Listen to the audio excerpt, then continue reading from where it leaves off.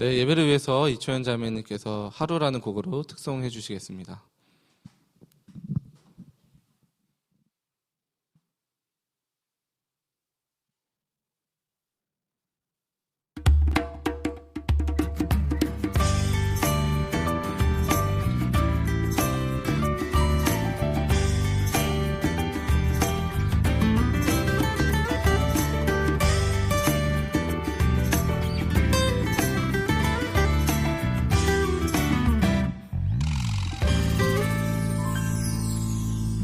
오늘도 하루라는 선물을 주셨네.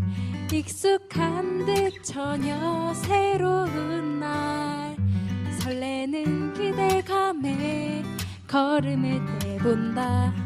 오늘은 무슨 일이 기다리고 있나. 아무 일도 없는 ordinary day, 꿈이 이루어지는 surprise day.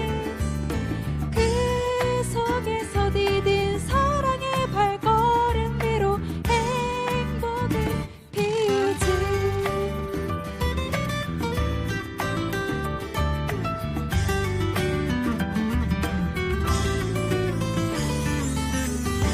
오늘도 하루라는 선물을 주셨네.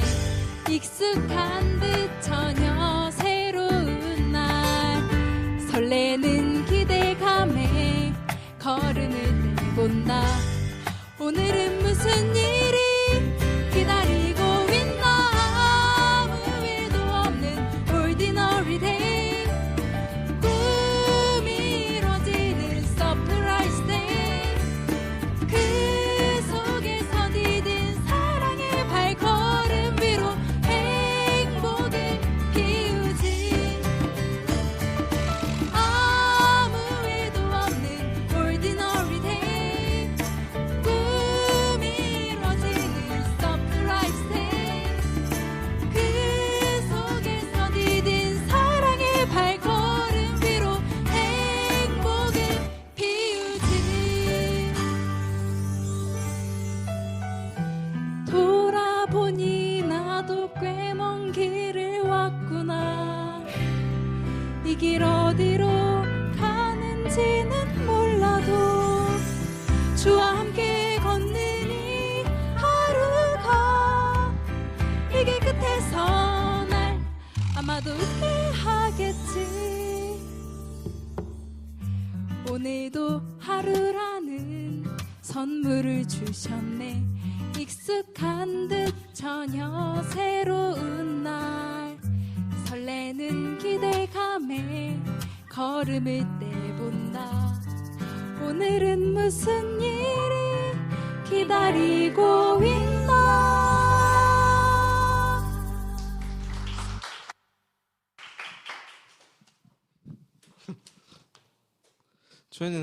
초연 자매님께서는 이제 아주 이쪽으로 저번에 밝은 빛이 가득해부터 시작해서 이제 아예 신나는 곡으로 하려는 것 같은데, 이 춤이 이게 참 귀엽네요, 이게. 네, 다음은 우리 이지연 자매님께서 간증해 주시겠습니다.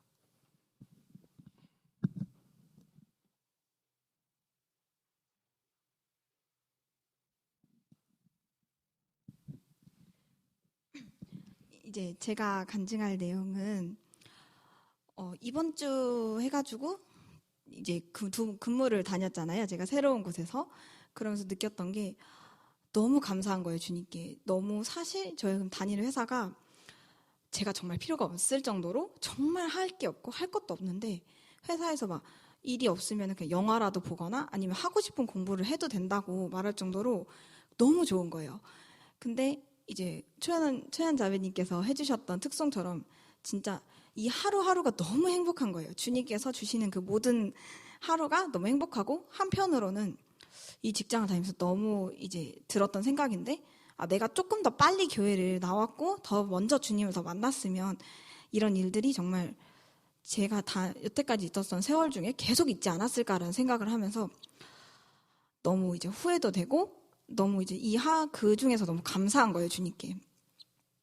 이제 하면서 우리 항상 이제 전 너무 그냥 감사밖에 사실 할 말도 없고, 주님께 항상 받기만 하는 사람이라서 계속 이제 죄를 짓지 않고 우리 청년부들도 사실 너무나도 잘하는 사람들이지만 제가 지금 계속 죄를 짓는 것처럼 우리 청년부들은 죄를 짓지 않고 항상 주님께 지금보다 더 많이 감사하고 더 정말 주님께 더 많은 축복을 받는 사람들이 되었으면 좋겠습니다. 감사합니다.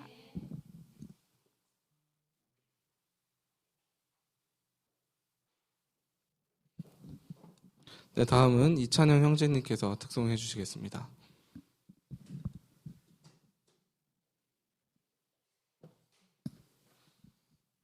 아,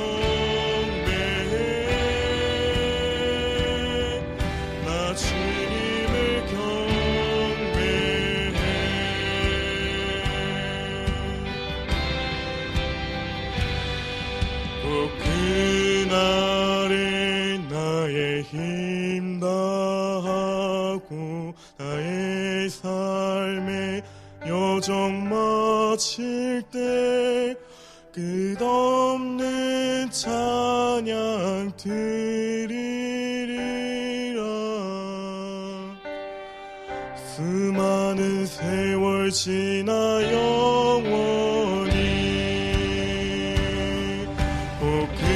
그날에 나의 힘 다하고 나의 삶의 여정 마칠 때 끝없는 찬양 드리리라. 수많은 세월 지나 영원히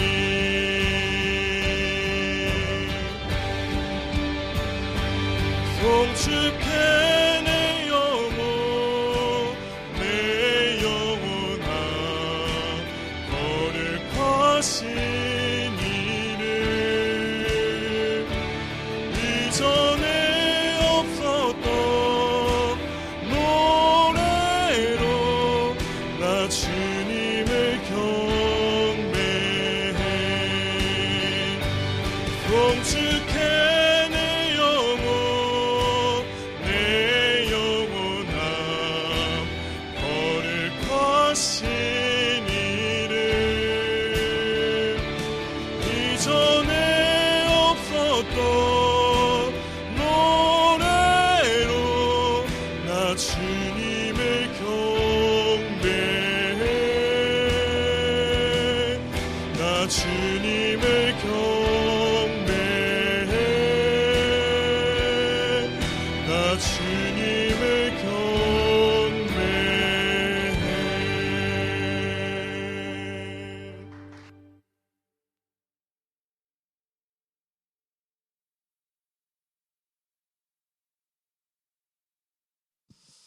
제가 봤을 때 우리 이찬영 형제님께서는 마이크를 꺼놔도 목소리가 5층까지 들리지 않을까 싶습니다. 역시 뮤지컬처럼 너무 잘하는 것 같습니다. 다음은 이주영 전도사님께서 오늘 예배를 위해서 설교해 주시겠습니다. 할렐루야로 맞이해 주시기 바랍니다. 할렐루야. 할렐루야. 와, 특성이 진짜 아주 대단하네요. 진짜 초연이 특성 처음 봤을 때 너무 사랑스러워가지고 노래를 어떻게 하면 저렇게 사랑스럽게 부를 수 있나 싶을 정도로 하나님 보실 때 정말 사랑스러우셨을 것 같고, 찬영이는 두말할 것도 없이 그 덩치가 모든 노래를 말해주더라고요. 자, 말씀은 저희 잠언 23장 20절입니다.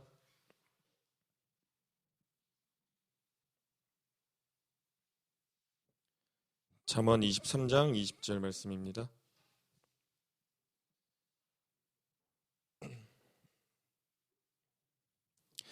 다 찾으셨을 줄 믿고 다 같이 한 목소리로 합독하시겠습니다.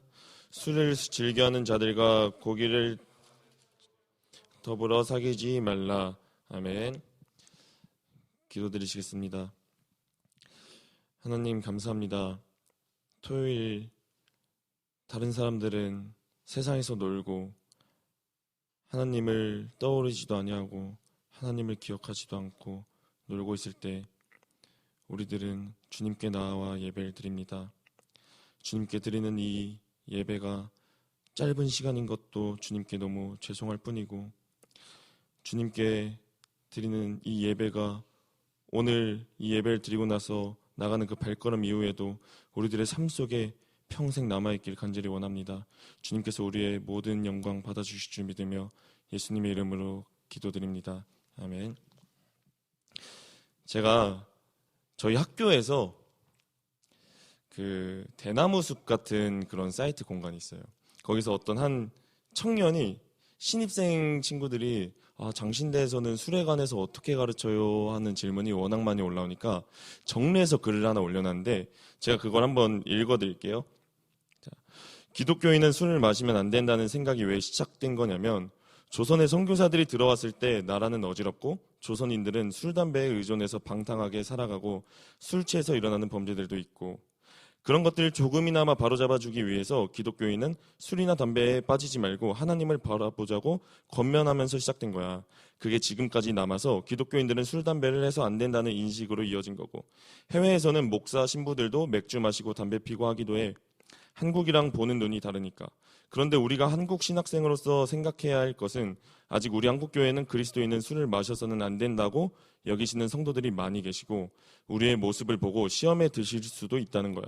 그리고 우리 학교 학칙도 술을 마셔서는 안 된다고 하고 있고, 그러니까 술을 마시는 게 나쁜 건 아니지만 우리를 바라보는 교인들과 다른 이들을 배려하는 마음에서 너무 대놓고 마시거나 과하게 취하는 일은 없게 하는 게 좋지.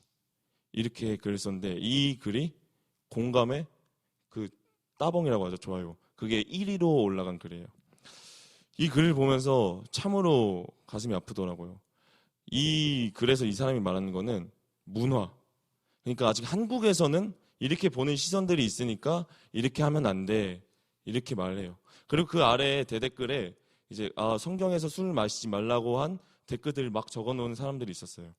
그러면서 어떤 사람이 그러는 거예요. 한국에서는 술을 마시면 다른 사람이 그 모습을 보고 실족할 수 있으니까 한국에서는 술을 마시면 안 되는 거야. 이렇게 글을 쓰는데, 이걸 그럼 역발상으로 만약에 바꾸면 해외에서 술 마시는 사람들을 보고 다른 나라에서 그 모습을 보고 실족해 한다면 그 사람도 죄를 짓는 거잖아요. 그 생각은 하지 않고 자신들이 하고 싶은 말, 또는 성도님들이 원하는 말, 청년들이, 장년들이 원하는 답에 방향에 맞게 이렇게 말하는 모습을 보고 가슴이 많이 아프더라고요. 우리 기독교인들, 그리고 또 우리 청년들도 지내다 보면 믿지 않는 사람들에게 술에 대해서 분명히 말을 할 때가 나오고, 선행이랑도 제가 얘기를 나눴었는데 우리가 술에 대해서 한번 정리를 하는 시간이 있었으면 좋겠다. 각자의 삶 속에서 그 짧은 시간 안에 그 어떤 믿지 않는 사람을 만났을 때 그 사람에게 어떻게 말을 해줘야 될지 그런 거를 고민하는 시간을 가졌으면 좋겠다. 이런 말을 했었어요. 제가 오늘 이제 말씀드릴 거는 뭐 짧은 그거의 답뿐만이 아니라 그냥 우리가 기독교인들인데도 불구하고 술을 마셔도 된다고 하는 사람들의 말들, 그것들에 대해서 성경의 문화들을 좀 총체적으로 한번 얘기를 해보려고 해요. 일단은 한국의 술 문화, 이 선교사들이 언제쯤 들어왔냐면 18세기쯤부터 이제 들어오기 시작했는데, 그 당시에 수많은 나라에서 들어온 선교사들 중에 미국에서 온 선교사들이 가장 많았어요. 특히 미국에서 장로교, 감리교, 유럽권의 선교사분들이 가장 많이 오셨는데 그 당시 미국에서는 16세기부터 18세기까지 산업혁명이 일어나면서 지금의 우리나라가 나중에 발전했을 때 그 모습들을 미국에서는 이미 겪었어요. 그러다 보니까 노동층들은 상대적으로 힘들어서 술을 많이 찾게 되고 그렇게 남편들이 술을 많이 마시니까 집안에 가면은 와이프나 자신의 자식들을 구타하고 우리 한국에서 불과 100년 사이에 있었던 일들이 미국에는 이미 일어났었어요. 그러자 미국의 많은 목사님들, 많은 선교사님들이 그때 전체적으로 부흥의 운동이 시작된 게 바로 금주 금연 운동이었어요. 그리고 많은 목사님들, 선교사님도 그 전에는 유럽권에 있는 선교사님들이 그리고 또 유럽권에 있는 목사님들이 대부분 술을 많이 마시다 보니까 목사님들 사이에서도 술을 마시는 게 빈번해서 그거에 대해서 죄책감을 갖고 있던 사람들이 아 맞다 이거는 맞는 운동이다 하면서 들고 일어나서 미국의 전역으로 확대되고 그게 유럽도 확대되면서 우리나라에까지 그렇게 미치게 된 건데 그거를 한국 신학생들이 지금 한국의 문화에 빗대어서 설명을 하고 있는 거예요. 그럼 우리가 여기서 한번 또 짚고 생각할 수 있는 게 지금에 와서 이 금주 금연 운동이 전체적으로 퍼진 전 세계 속에서 다시 술을 마셔도 된다. 성경에서는 술에 관해서 마시지 말라라고 하는 말이 없으니까 마셔도 된다라는 말들이 전체적으로 돌고는 있는데 이게 완전히 그때처럼 개혁되진 않아요. 그 말은 뭐냐면 그 전에 술을 마시던 목사님들 그리고 성도님들이 금주 금연 운동을 했을 때 전 세계적으로 퍼질 수 있었던 이유는 그게 진리였기 때문이에요.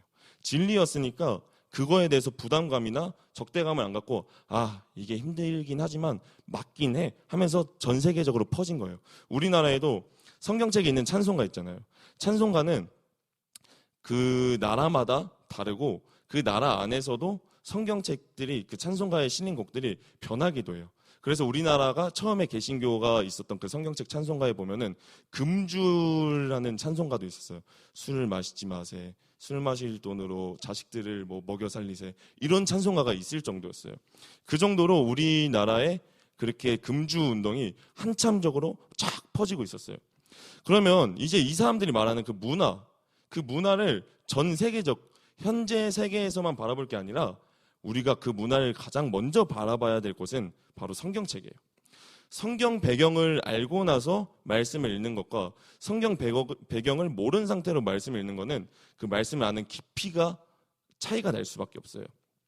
성경 속의 팔레스타인 시대 당시 팔레스타인의 그 남은 서적들을 봐서 그 시대의 물가들을 측정할 수 있었는데 오늘 말씀에 보면 술을 즐겨하는 자들과 고기를 탐하는 자들과도 더불어 사귀지 말라라고 나와 있어요. 고기를 탐하는 자들. 저는 고기를 되게 좋아해서 하루에 한 번씩 먹는데 그러면 저 같은 사람도 사귀지 말라는 뜻인가요? 이 당시 물가를 좀 이렇게 쉽게 표현해 보면 노동자들의 하루 품삯이 1 데나리온이라고 해요. 근데 당시 계란 하나가 몇 데나리온이라고 해요. 한 3, 4데나리온. 그러면 계란 하나도 사기가 힘들었다는 거예요. 그만큼 단백질 섭취가 힘들어서 고기는 당시에 중상층들 그리고 또 정말 특정 계급층에 있는 사람들만 누릴 수 있는 거였어요. 그런 사람들은 당연히 고기도 막 먹고 술도 자연스럽게 마시게 되고 가난한 사람들을 구제하지 않고 돌보지 않으니까 그렇게 욕심 있는 사람들을 권고하는 말이에요. 잠언서의 말씀은. 이런 식으로 문화를 알면은 그 말씀들이 다르게 읽혀지고 그 말씀에 대한 깊이가 달라지는데 그러면은 성경에서 포도주에 관련된 그 세상 사람들이 자주 태클 거는 부분 바로 어디냐면 예수님이에요. 성경에서 예수님이 포도주를 마신다는 내용이 너무나도 많이 나와요. 빈번하게. 자, 누가복음 7장 34절 말씀입니다.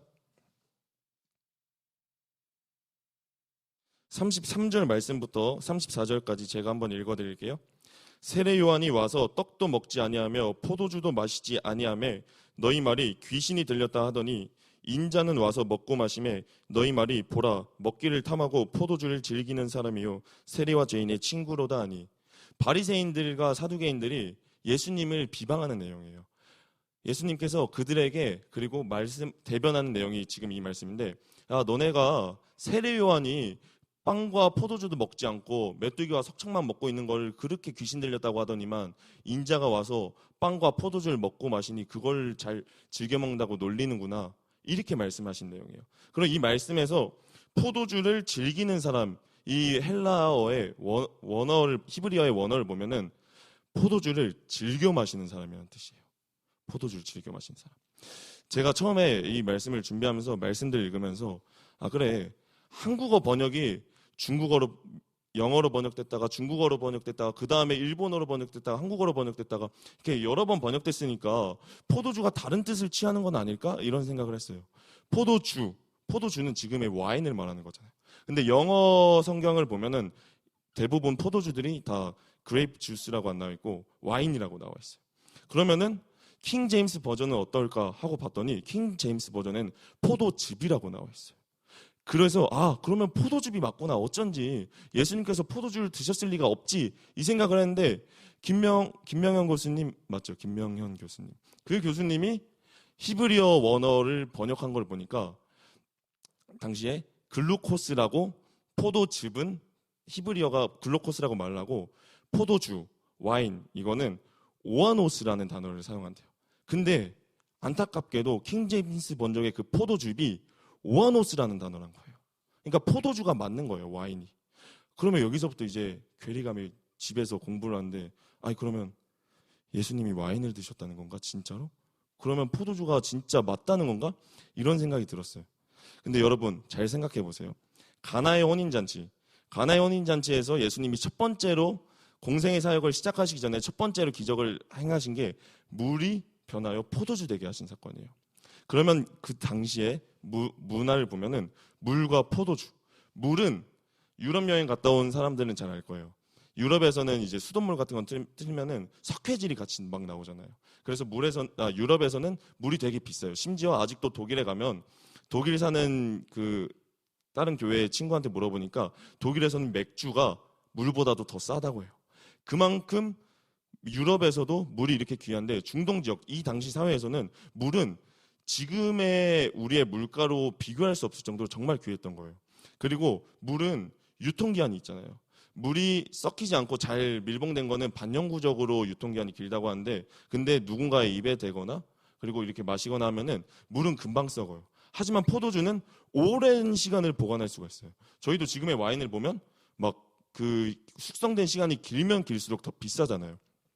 이 당시에 그러니까 포도주는 가난한 사람들에게도 마실 수 있게끔 전 이스라엘적으로 그리고 이스라엘뿐만이 아니라 중동 지역 전체적으로 다 그렇게 갖고 있었던 사회였던 거예요.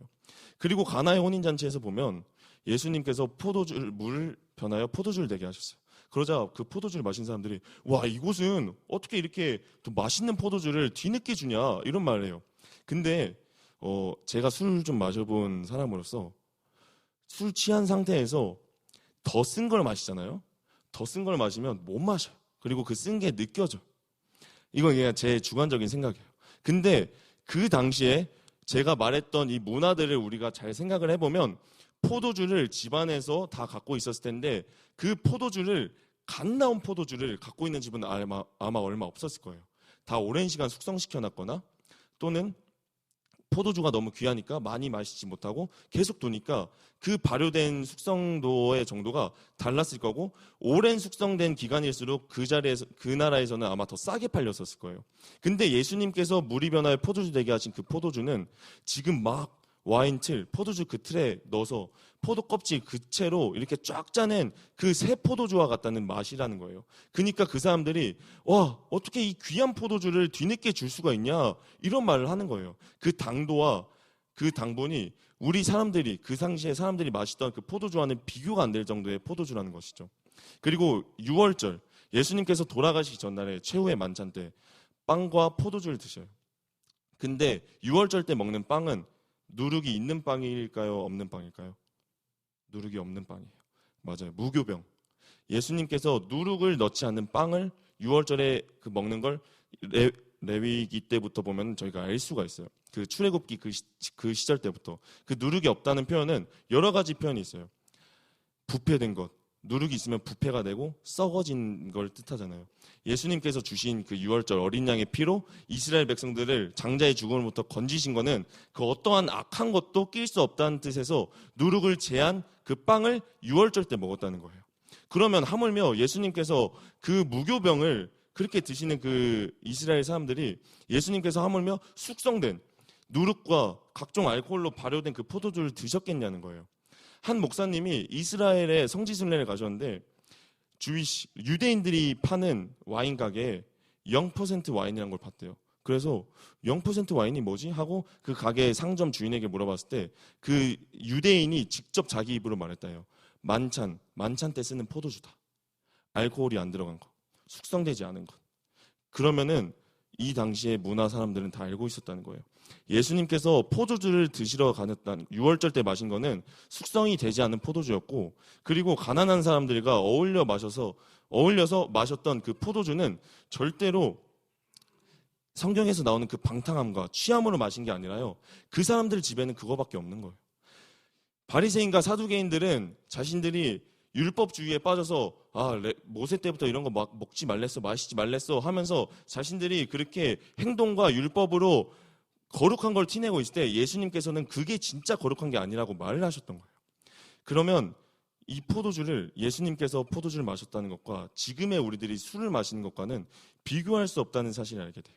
그러니까 오히려 만약에 술을 마시는 예수님을 믿지 않는 사람들이 와서 말하면 사실 이런 건 얘기할 필요가 없어요. 그 사람들에게는 술 취함, 방탕함만 얘기를 하면 돼요. 왜냐하면 세상 사람들, 20대, 30대 포함해서 모든 세상 사람들은 술을 마시는 이유가 취함이기 때문이에요. 그 자리에 즐기기 위함이고. 심지어 저는 술을 막 끊었었을 때 그럼 난 술을 안 마시고 나는 술자리가 좋아서 술을 마셨던 사람이야 라고 스스로를 합리화하면서 술을 안 마셨을 때도 술자리를 처음에는 꽤 빈번하게 나갔어요. 근데 잠언서 말씀에 보면요, 술을 즐기는 자들과도 어울리지 말라고 나와 있어요. 성경에서는 이렇게 술에 대해서 강력하게 말씀하고 계시는 게 있어요. 지금 제가 이렇게 다 말하는 거는 우리가 신앙생활하면서 믿음이 조금 있다고 하는 사람들, 그리고 자기가 술을 마시는 걸 합리화하고 싶은 사람들, 그리고 자기는 술을 안 마셔. 근데 성경에서 말하는 술은 그렇게까지 죄가 아니야 라고 말하는 사람들에게 이렇게 문화적으로, 시대적으로 설명해 줄 수 있다는 거를 말씀드리고자 싶어서 이렇게 제가 준비를 했던 거예요. 그러면 술은 성경은 나무로만 보면 안 되잖아요. 성경은 전체적인 숲으로만 봐야 되잖아요. 성경에서 하나 확실한 거는 포도주나 독주에 대해서 부정적으로 얘기한 부분이 정말 엄청나게 많은데, 그리고 또 저희가 부인할 수 없는 사실이 포도주나 독주에 대해서 긍정적으로 얘기한 부분도 있긴 있어요. 이걸 우리가 성경의 말씀에 이런 부분도 있는데 이건 중요하지 않아 라고 그냥 간과하고 넘겨짚으면 안 돼요. 성경은 그렇게 바라보면 안 되니까. 인정할 건 인정하고, 근데 성경은 그 부분만 보면 안 된다. 전체적으로 봐야 된다. 이거를 갖고 넘어가야 되거든요.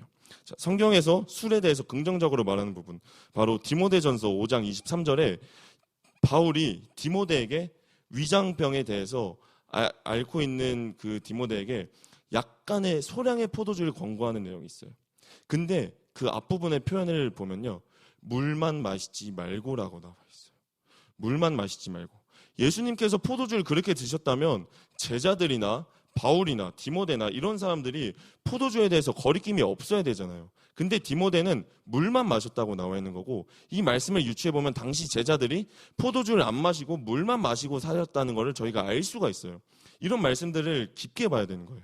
그러면 예수님께서도 그 포도주를 마셨다는 거, 바리새인과 사두개인들이 예수님을 비방할 때 사용한 그 단어는 어떻게 보면 진짜 비방하기 위해서 표현한 거예요. 예수님께서 정말 가는 곳마다 포도주를 드시면서 그러셨을 것 같아요. 저는 절대 그렇지 않았다고 생각을 해요. 그 물이 정말 귀한 그 사회 속에서 예수님이 가난한 사람들, 병든 자들의 집에 거해서 물이 있냐, 물을 좀 달라 이렇게 말하는 것보다 눈앞에 있는 그 조그마한 포도주, 그거 보면서 잠시 목을 축이시고 이 정도로만 사용하셨을 거예요, 분명히. 그리고 그 다음 성경에서 술에 관해서 또 긍정적으로 얘기하는 부분은 잠언 31장 6절에서 7절 내용이에요. 이 부분은 바로 괴로워하는 자들, 그리고 마음의 위로가 필요한 자들에게 독주나 포도주를 권하라고 르무엘의 어머니가 르무엘 왕에게 하신 그 잠언 말씀이에요. 근데 그 말씀을 저희가 그러면 다른 시선으로 바라보면은 병든 자들, 그리고 죽은 자들을 위로할 때 마음에 쓰디쓴 위로가 필요한 자들에게 포도주를 권한다는 뜻은요, 포도주는 망각의 효과가 있다는 것을 증명하는 거예요. 포도주가 망각의 효과가 있다는 거는 그날의 그 슬픔을 예수님으로 희생하라는 게 아니라 그 괴로움을 정말 못 잊겠으면 포도주라도 차라리 잊어라라고 말하는 거예요. 저희가 성경에서 수많은 위로에 관한 말씀들 중에 포도주로 위로하라는 말씀은 이런 거 한두 개밖에 없어요. 나머지 위로를 보면 다 예수님, 하나님, 믿음의 사람들, 그리고 내 믿음의 친구들, 믿음의 가정들을 통해서 위로를 받고 그들을 통해서 새 힘을 얻으라는 내용이 훨씬 더 많이 나와 있어요. 그러니까 이런 말씀들을 하는 사람들에게는 이 말씀이 틀렸다는 게 아니라 이런 말들을 해주면 돼요. 그리고 전도서 9장 7절 한번 저희 다 같이 찾아서 읽어보시겠습니다.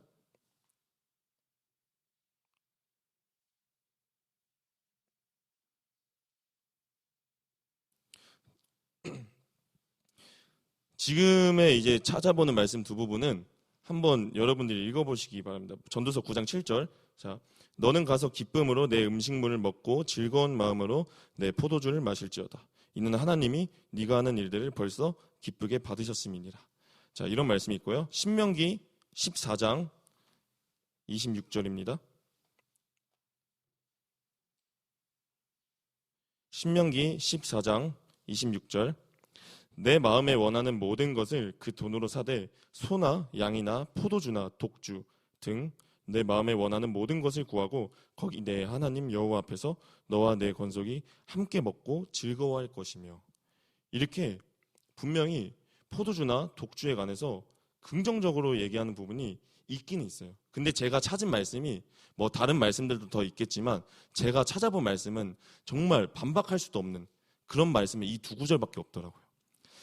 근데 그러면 저희가 믿음의 사람들, 그 사람들, 술이 죄가 아니라라고 하는 사람들에게 술은 죄야 라고만 말하는 건 굉장히 초등적인 지식으로만 얘기하는 것밖에 안 되는 거예요.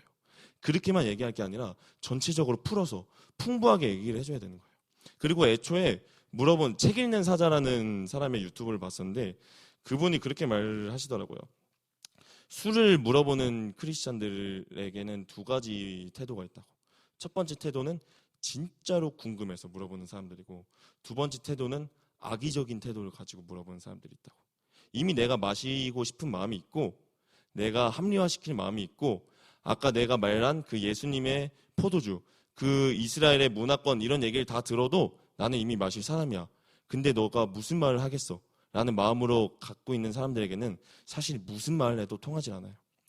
그리고 심지어 루터도 맥주를 좋아하는 사람이라고 나와 있고 그리고 칼뱅도 크리스찬들이 건전하게 마실 수 있는 펍, 맥주집을 만들려고 노력했다고 해요. 그리고 미국의 자유주의가 팽배할 때 보수적인 신앙, 장로교에서 가장 유명한 목사님이 그 자유주의 목사님들과 싸우시는 한 목사님이 계신데 그분도 담배를 그렇게 주로 즐겨 피셨다고 해요. 하지만 그 사람들을 보면서 그 사람들은 성경에 나와 있는 것도 아니고 그리고 그 사람들, 그 유럽에 있는 문화나 그 당시의 문화권에 봤을 때는 진짜 물보다 맥주가 더 귀했을 수도 있고 그리고 저는 그 사람들에 대한 기록이 정말 맥주를 취할 정도로 마시고 방탕하게 마시고 절대 이러진 않았다고 생각을 해요. 그리고 저희가 그 다음에 제가 읽어드릴 말씀들은요. 성경에서 포도주나 이런 독주에 관해 굉장히 금기시스럽게 말하는 내용들입니다. 레위기 10장 9절 너와 내 자손들이 회막에 들어갈 때는 포도주나 독주를 마시지 말라. 그리하여 너희 죽음을 면하라. 술을 즐겨하는 자들과 고기를 탐한 자들과 더불어 사귀지 말라. 23장 20절 잠언서 말씀 저희가 읽었던 거고요. 술 취하지 말라. 이는 방탕한 것이니 오직 성령으로 충만함을 받으라. 에베소서 5장 말씀 재앙이 네게 있느뇨 근심이 네게 있느뇨 분쟁이 네게 있느뇨 원망이 네게 있느뇨 붉은 눈이 네게 있느뇨 술에 잠긴 자에게 있고 혼합한 술을 구하러 다닌 자에게 있느니라. 잠언서 23장 29절에서 30절 말씀입니다. 술에 관해서 부정적으로 말하는 그 내용들은 성경에 보면 수두룩하게 나와 있어요. 한 99대 1의 비율로 거의 그 정도로 나와 있어요. 단순히 포도주나 독주가 죄다라고 말하는 것보다 여러분들이 이걸 알고 한번 이 말씀들을 다 들었을 때 우리들의 마음속 그리고 이 말을 듣는 사람들의 마음속에 무엇이 중요하냐고 한번 물어볼 필요가 있다고 해요. 물어볼 필요가 있다고 생각을 해요.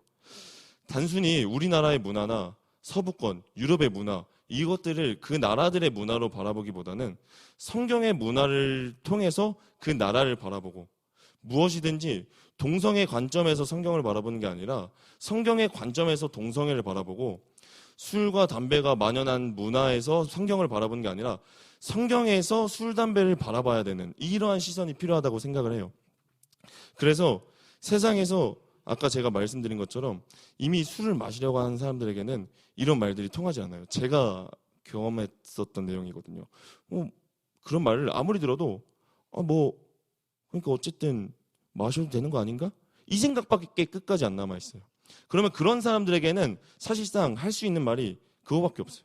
성경에서 술 자체에 관해서 부정적으로 얘기하고 긍정적으로 얘기했지만 하나 확실하게 완벽하게 부정적으로 얘기한 내용이 있어요. 그건 바로 방탕함과 취함, 그거예요. 우리나라 사람들 그리고 믿지 않는 사람들에게 사실 99.9%가 다 이거에 대해서 해당된다고 생각을 해요. 술을 마시려는 이유는 내가 취하기 때문이고, 그 술에 만약에 취하는 성질이 없으면 애초에 그 술을 찾지도 않았을 거예요. 그리고 이 당시에 바울이 그 디모데에게 권한 그 소량의 포도주도 지금의 현대의학이 이렇게 발전된 상황 속에서라면 포도주를 권하지 않았을 거예요. 약을 권했을 거였고, 그리고 지금의 이렇게 물이 풍부한 나라, 전 세계적으로 물이 풍부한 나라가 됐었으면은 예수님께서도 굳이 그렇게 하시진 않았을 거예요. 이 부분에 대해서는 제가 감히 말을 할 수 없지만, 포도주는 이스라엘 사람들에게 있어서 축복의 의미였어요. 그 출애굽을 하면서 가나안 땅에서 내린 그 열매 맺는 포도는 그 이정희 목사님께서 그러셨는데, 두 사람이 이렇게 메고 올 정도라고 해요. 제가 어떤 전도사님 설교 들었었는데, 그 가나안 성에 정탐하러 갔었을 때 가나안에 나는 소산물을 갖고 오는 것 중에 포도를 2명이서 이렇게 들고 왔다고 해요. 지금의 우리나라에 있는 포도는 이렇게 조그만한 거잖아요. 근데 그곳에서의 그 당시의 포도는 어마어마한 사이즈의 포도였던 거예요. 그러니까 예수님께서 이스라엘 백성들에게 말씀하셨던 그 포도와 포도주는 축복의 의미였던 거예요. 그러니까 그거를 우리의 입맛에 맞게, 그리고 우리가 원하는 대로 해석하면 안 되는 거예요. 그래서 앞으로 살아가면서 저도 신학생들랑 앞으로 이런 부분에 대해서 얘기할 일이 많겠죠. 그리고 여러분들도 정말 빈번하게 나타나는 것 같아요. 술과 담배에 관해서는. 여러분도 이런 문화를 알고 어떻게 그 사람들에게 알려줘야 될지, 그리고 단순히 술을 막 마시는 사람들에게 너무 죄인이다, 저주받을 사람이다, 넌 창녀와도 같다, 이런 시선으로 바라보는 게 아니라 예수님과 바울이 하셨던 말씀은 입으로 들어가는 음식물과 그리고 먹고 마시는 거에 대해서는, 먹고 마시는 것보다 더욱더 우리가 조심해야 될 거는 입에서 나오는 거라고 말씀을 하셨어요. 혈기, 시기 질투, 원망, 불평, 이 모든 죄악들에 비하면 사실상 성경에서 말하는 포도주에 관한 부분은 굉장히 낮다고 볼 수가 있어요. 그러니까 그 사람들에게 단순히 술 마시고 담배 피는 거로 죄인의 시선으로 막 바라보면서 얘기할 게 아니라 일단 교회에 나오라고 하고, 그리고 이런저런 말씀들 다 듣고 성령에 취했을 때 하나님께서 정말 그 포도주의 취함과 방탕함에 대해서 권고하는 그 내용이 무엇을 말씀을 하고 싶으신 건지 그 사람이 성령에 입각했을 때 그 말씀의 참뜻을 알 줄이라 믿습니다. 그럼으로써 우리 청년부들도 어디 가서 이 문화들을 지혜롭게 말해주고, 그리고 누군가 물어봤을 때 확실하게 알려줄 수 있는 우리 모두가 되길 소망합니다. 하나님 감사합니다. 하나님께서 사람을 너무나도 사랑하셔서 주신 그 모든 것들을 하나님 우리가 악의적으로 사용할 때가 너무나도 많습니다. 바울께서 말한 모든 것이 내게 가하나 모든 것이 나에게 허락되었으나 내가 하지 않은 이유는 온전히 하나님을 위해서라고 하신 그 말씀을 우리가 잊지 않게 하여 주옵소서. 우리의 몸은 하나님의 거룩한 성전입니다. 우리의 몸을 더럽히는 그 모든 것은 술, 담배뿐만이 아니라 미디어, 그리고 그 우리의 정신과 우리의 몸을 마비시키는 그 모든 일이나 핸드폰이나 그 모든 것들을 우리가 절제하게 해 주옵소서. 예수님께서 우리와 항상 함께 해 주실 줄 믿으며 예수님의 이름으로 기도드립니다. 아멘.